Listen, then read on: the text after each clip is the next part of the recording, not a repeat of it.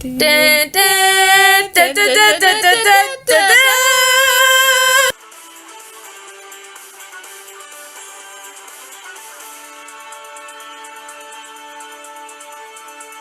Hi and welcome. I'm Stacy Finkelberg. And I'm Bill Bobinson. From Bad Genes News.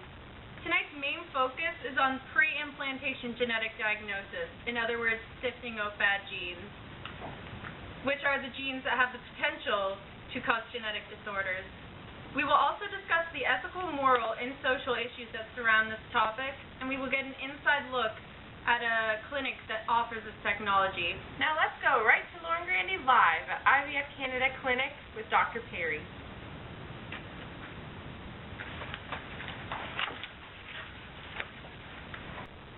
Hi, Lauren Grandy, you're live at IVF Canada here in Toronto. I'm here with Dr. Perry Phillips, director of this clinic. Dr. Phillips, would you care to share with the viewers at home what you do?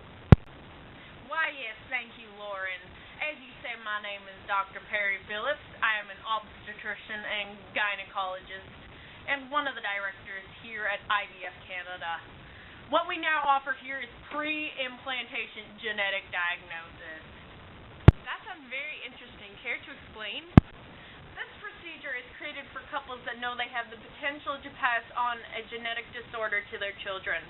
Although they will have to be referred to by a geneticist to our clinic, and at the clinic, the couples experience a similar procedure to that of an infertile couple. First in the procedure of PGD, the woman takes superovulation drugs to increase production of eggs. Then the eggs are collected and fertilized in vitro, which is outside of the body, with her partner's sperm. Our clinic will remove one cell from the embryos once they have grown to about 8 cells large. Then we analyze it for the genetic disorder that the parents may or may not have passed down.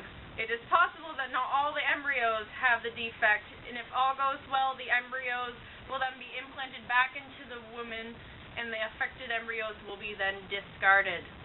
What an interesting and advanced technology. While Dr. Phillips is taking full advantage of this technology, others are opposed. We will now join Kelsey Henneberry live in the field with Patricia Baird. Today I am here live with geneticist Patricia Baird. Patricia, would you mind sharing your thoughts on pre-implantation genetic diagnosis? Well, first of all, it is ludicrous to assert that the procedure will benefit humankind to the degree that it is presented. There is so much money involved in this industry that I believe that there will be premature, unwise, and uneducated attempts at this procedure, and this makes me worried. There are some ways that the attempts at the process can be uneducated. People seem to forget that it is not clear in many cases that having the gene will definitely ensure that the person gets the disease. Many diseases have a genetic component, but the way that they are expressed can vary due to factors such as lifestyle and environment. As well, diseases such as Huntington's do not set in until a person is much older. Therefore, this brings up ethical and social issues that we must discuss. An embryo may have a gene for disease and be discarded based on this gene, even though that person that the embryo would have became could have lived a great life.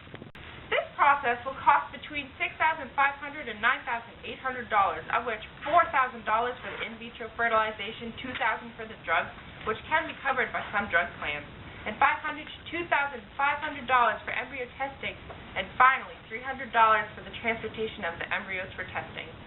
For the people who can afford this costly procedure, the benefits would include eliminating the stress and emotional trauma associated with achieving pregnancy, then learning later that the child possesses a defective gene.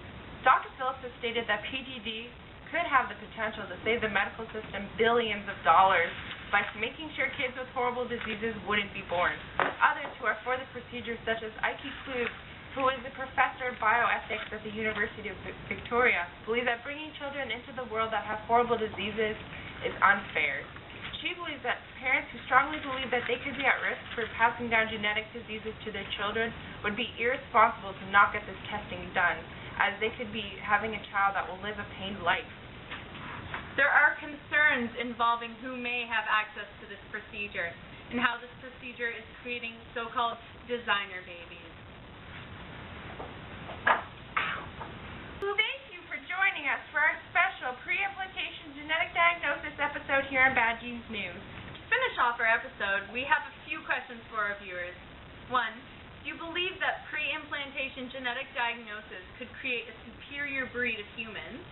And 2, do you think we will walk around feeling as though we are not as good as so-called test tube babies? So please send in your response to these questions to www.geneticdisease_pre-implantation genetic diagnosis/clinic/pregnancy/in-vitro-fertilization.com. Thank you and have a nice day. Bada beep bo bo boo. Bada beep bo bo boo.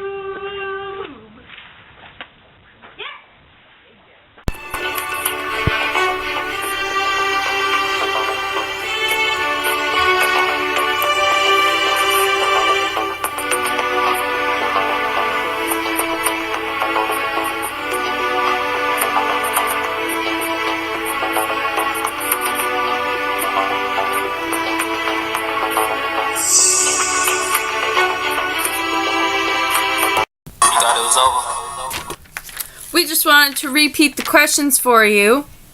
Do you believe PGD could create a superior breed of humans, or Will we walk around feeling as though we are not as good as so-called test tube babies? thanks for watching again, and this is actually the end. And feel free to share your opinions Yes, and comment. talk. It's time to talk. It's time to talk, yo. It is the time. The time is now.